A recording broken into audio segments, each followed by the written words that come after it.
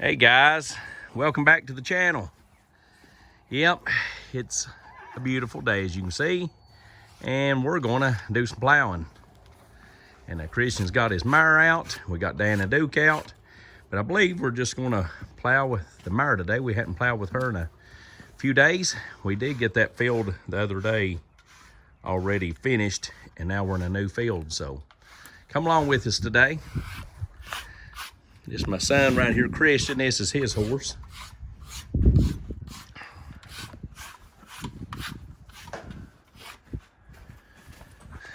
Dalton, grab us Dan's collar and bridle and reach it to me and I'll get them. Today's topic is plowing with a horse better than plowing with a tractor. And I know a lot of people's gonna say, oh my gosh, plowing with the tractor is so much better. So much better. But I'm gonna tell you something, folks. It's all in what you like to do. I can tell you that. It's all in what you like to do. And plowing with horses, yeah, it can be slower than a big old giant tractor, absolutely. Can't it, Dalton? It can be slower. It can be a little slower. But is it as peaceful? Now, I like plowing with the tractor. It's all right. And listen, we got two sets of plows here for tractors. We got tractors sitting everywhere. So why in the world would we use these old horses?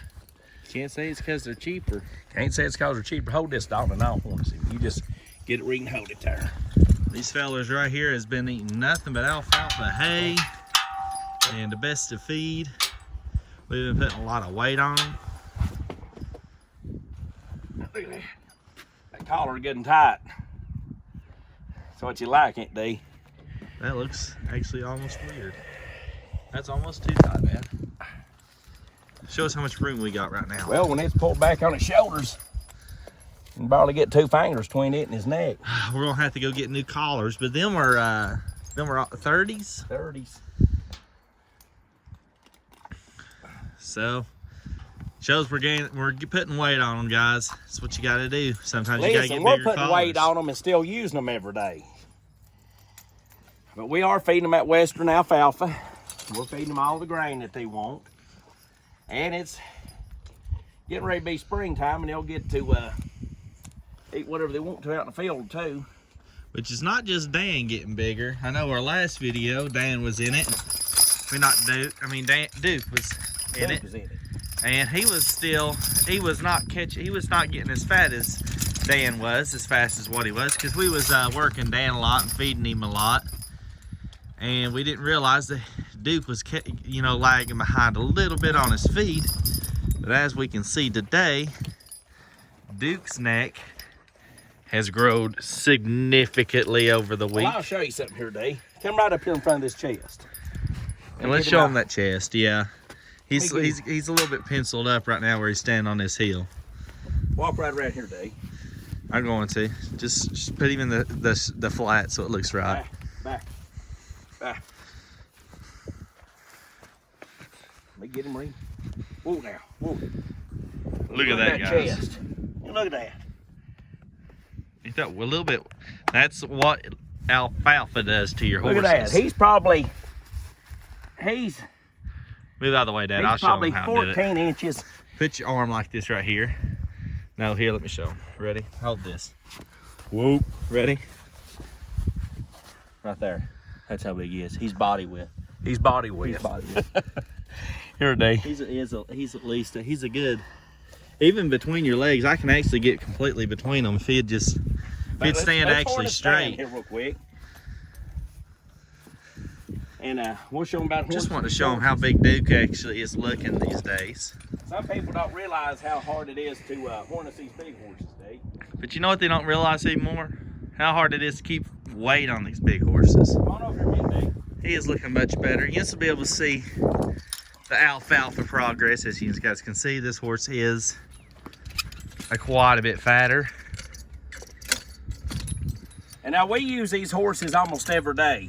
They're doing something. They're logging, plowing, disking. We cultivate Well, Yins will see this year, we cultivate a massive amount of cultivate. And they also, Yins can get on our older videos and watch us log. Well, not really older, some of our later videos. And we log them a lot. They've been logging this week. We log them all throughout the winter.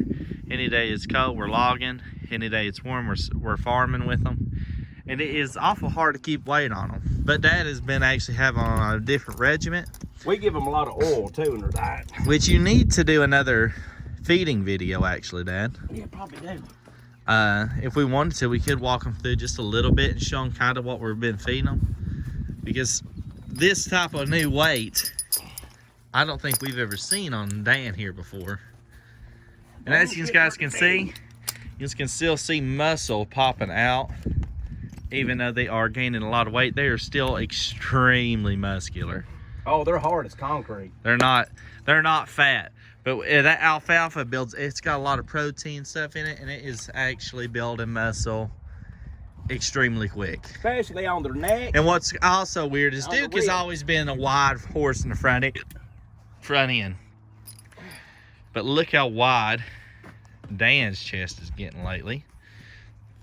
They stand with their feet really close, which makes it a little bit weirder to show off their chest. But if you guys look, show us your hand between his legs, Dad. Oh, he's getting good and wide. He's getting good and wide between his chest too. Here, see, just bring it right over here. Here's another horse that's gaining weight because of alfalfa. She don't eat as much as the Belgians do, which is a good thing. But it does take a little more time to get her as big. Get me check lines. Definitely gaining weight too. Let's see the front end. She got a big front end. Big front end looking good. Big front end. She got big lips too. Major big old lips. Let's see the butt. Oh yeah. That's what we like to see, Dad. You know what we like to see? We don't like to see you around the butt. Dan's butt got a lot of meat. This is where all the power is on the horse, to be honest with you guys. Most of their power comes from their hips. If they're being pulling, some horses will be pulling with their front legs too. Yins will watch them pull with their front and back legs while they're logging. But 99% of the time, they're pulling with their back legs.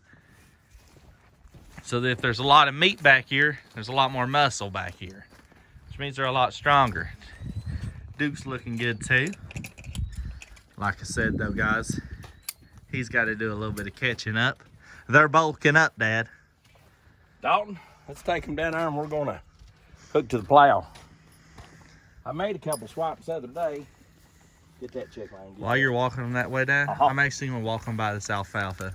Yeah, I'm pretty proud of it. Look how big look how big Dan is looking. All right, guys, I'm gonna show you the alfalfa. It's really, really nice alfalfa. And you ain't got to give them a ton of it, guys. It has been tore up just a little bit, but we give them one little pad, this pad, like this. It goes all the way from here down, and it's all the way from across. These are big bales. When you first look at them, they kind of look like normal square bale size, but they're actually not. This is what you look for right in here, though. Yeah. Here. I don't know if you showed them, but these leaves down in it is what gets you your fat. We don't want to drop too much of it or shake it out, but this is what they're eating. You see, it's down in there. It's a lot of this leafy stuff right here. And that actually, believe it or not, guys, it's hard to see. Wait till it focuses. There. That stuff right there actually don't taste that bad. But you see them little leaves? I'll try to point out one. You see those little leaves? That's actually what they're eating. And it makes them gain weight quick. I'd actually rather feed them alfalfa hay than feed them feed. They are gaining weight like crazy on that alfalfa. We are still feeding them feed. We still give them, I think Dad has done a feed video before. We need to do an update one because this is the way we have found that they are keeping weight on them really nice. And not that we haven't ever fed our horses beforehand, We have always fed our horses, but it's when we got into our bigger horses, we started noticing it is much harder to keep weight on a taller, heavier horse. So what we've been doing is we've been actually feeding them more protein, more fats, and that is actually really doing good for us. Normal sweet feed will not keep a horse as heavy as what you want it to, especially when you're working them all the time.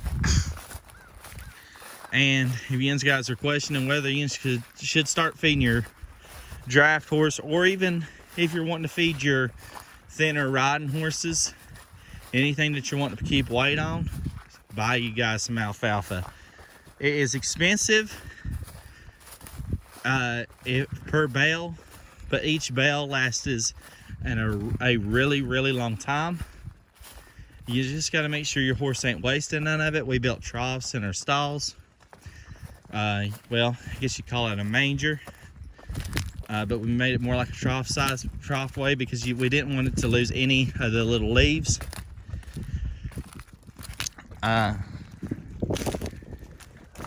And per day, it's cheaper to buy alfalfa than it's just a smidgen cheaper to buy alfalfa than what it is to buy a sack of feed and give it to them per day.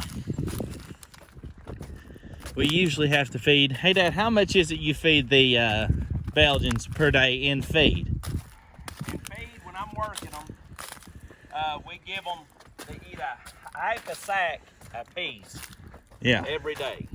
And alfalfa, on those me and Christian counted it up. On a 4x3 square bale, it's 4 foot by, it's 4 foot by 3 foot and by 8 feet long. Those bales of alfalfa, I give them about that much, a whole pad off the end of it every day. Plus, they got free range hay out in the field too. But me and Christian actually counted it up, and it's about the same to feed a sack of feed than what it is to what you feed them in alfalfa a day. It is, and honestly, I feel like that the alfalfa does more for them than a lot of feed does most of the time. But and I'll tell you something else too. The only drawback on alfalfa, and I'll tell you the only thing that we found, when it's really hot outside, it will sweat your horses. It'll make your horses sweat a little more. But it also puts a lot more protein and fat and calcium in your horses. But I have noticed something too. Don't you think they have more energy since they have been eating alfalfa too, though? Oh, they can work all day, no trouble. But they do get sweaty though in the first. I mean, literally, you can probably see a little bit of sweat in the first probably. And then they'll just seem like they dry up and then just keep working. Yeah, but they'll even get hot in the stalls. They'll get hot in the stalls. But I do tell you and see us, they actually have, I would say, double the energy they used to. I've seen a major endurance change, but they do get sweaty fast, which confuses you when you first start to work them. Because if you're used to when the horse starts to get hot, they're getting pretty tired, feed them alfalfa, and they'll kind of get sweaty before they even start to get tired. Now listen, folks. When we started this video, we was talking about the difference between working a tractor and working a horse, which is better. And honestly, if you're plowing hundreds of acres, you better get you a big tractor, because you ain't going to be doing that all the time into that mud hole with horses. But now, if you're going to do, if you're going to plow like we do, we'll come down here and plow a couple acres at a time, and then go do something else. I just soon do it with horses. It's peaceful, it's relaxing, it's like therapy for me. This is therapy. And you can see we had a torrential rainfall last night and the day before, and you see how wet it is in places. These horses won't have a bit of trouble plowing. And the tractor will just sit and spin, especially a smaller two-wheel drive. And we know that field out the other day. We do know that it is better to plow your ground when it is drier. But we also have very sandy ground here, don't we, Dad? Oh yeah, if you got a lot of clay in your ground, I do not suggest you plowing it when it's wet. It's gonna be hard as concrete. But we are on a riverbank, and the type of ground we have. Massive amount of sand in it. There's no rocks, it's sandy, and you can plow it anytime. You can plow it in the rain. Because it's not gonna get really clumpy. It don't get clumpy, no. And the thing is, a lot of people, they'll want to say, hey, you shouldn't be doing this and that. To be honest though, we don't have an issue with it, so we're gonna do it, you know what I mean? Right, Dad? Right.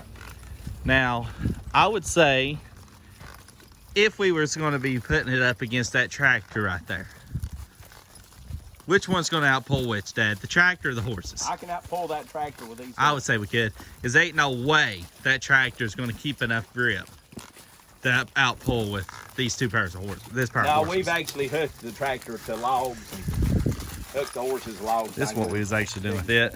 We was picking up after the flood with this. We was actually running two teams. We was running a team with the tractor. When I say team, I don't mean a team of horses. I mean a team of people. We had one group of people was actually pulling the sled, picking up stuff with the horses, while I was actually doing this one by myself. But yeah, it took us a little while to get cleaned up, and it's just been sitting out here for the last few days. We haven't had any use for the tractor. Hey Dalton, I'll show you how easy this old horse steps over. Just one finger. Dan, step. Back, Dan. Pretty nice, ain't it? Dan's awful good at that. Believe it or not, though, I hate to say it, Whoa. but if you was talking about the smarter horse, Duke would probably be your smarter horse. What do you think, He's Dad? pretty smart. Duke is awful intelligent. Like the other day, I don't know why, but when you're talking about intelligence, you can poke him in his side, Duke, and he will step over. Dan will too. But Duke can actually hold his own gate open, Dad. Did you know that? Well, he can hold his own gate open. He is that smart. Pretty smart. He's pretty smart, but I think they're both brilliant horses. They're about the same. You really can't tell the difference in them. No. We want to talk about smart. We'd have to get back to the old man. You think King's smarter than Duke and Dan? Watch them swinging them. Oh, He could be. He's awful calm. But I really ain't seen much smarter than Duke and Dan.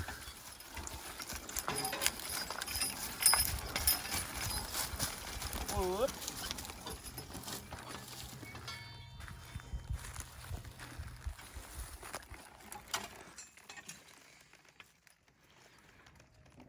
Gee. Dan. Pulling awful straight together, guys. Now, folks. As you can see, the breast yoke is pulling nice and even, which means our horses one is not out pulling the other, no matter what it looks like. Tell him, old dog, this right here is therapy. It's pretty nice.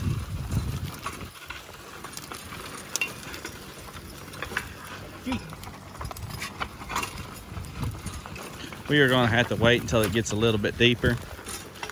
This is our first. This is your dead furrow. This is our first one across, and this is our dead furrow here, which means that this will not be plowed as good. It's where both, when you plow this way and plow this way, it plows it on top of a layer of dirt. But the thing is, it takes a couple rounds for the plow to actually get as deep as what it should. You can adjust the plow to make it plow deeper the first couple rounds, but it really doesn't matter. We actually use this will probably be planted in corn or beans, and our planter plants on both. And really, even if you lightly dist it, it really wouldn't even need to be plowed. But we do it because it gives us better crops. Plowing it does. Makes it a lot easier for your roots to grow in your dirt. So we do like to go ahead and plow it. If anybody doesn't know what I'm talking about when I say you could probably plow it, it's actually almost a no-till corn planter. Now we do got a no-till pumpkin planter we'll be showing later on. Yeah. I was telling about our corn planter. It's actually got 2 blades. It's technically not considered a full no-till, is it, Dad? No. But it actually can do a no-till job. If you disc it, you can go and you don't actually have to plow and stuff. You can actually just disc it and run it through it. We will show the horses. But that, again, that is because of our ground too. In May, we'll show the horses plowing pumpkins no-till. Our ground contributes a lot to how we actually work our ground. Back, Mare. Up. Now, if this was a lot of clay, I would say that we would have to probably plow it and plow it really deep, disc it up, and then go back behind yourself and, you know, sit and disc it over and over again until you could run a corn planter through it. And then, you know, we wouldn't be even considering our corn planter even semi no-till, right? Well, our dirt, I'll grab us a piece of it here. It kind of just crumbles up, and that's wet. So it should be clumping up as much as possible. Our dirt's just really good, so we don't even worry about it.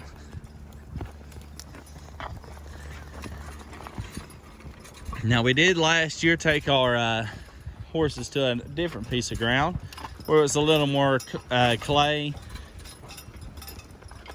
We really had to do a lot more work plowing and working at the ground. But we are very happy our ground over here breaks up really easily.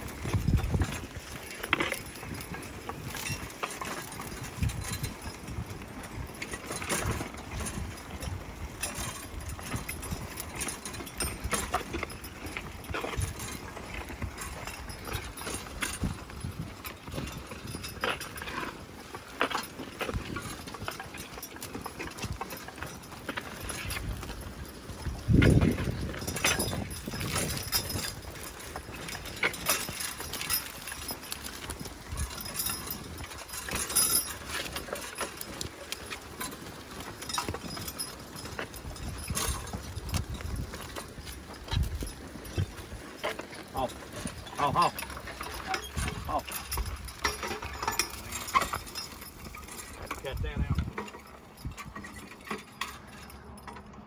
All right, folks. Thanks for watching our video today. If you don't mind, give us a thumbs up. If you got any comments, leave it down in the comment section. Dalton will try to get back with you. If you've not subscribed to our channel and you kind of like farming and pumpkin patching and greenhouses and working with horses, we use equipment and everything. So if you like that kind of content, subscribe to us. We'd really appreciate it. God bless you all. Appreciate you.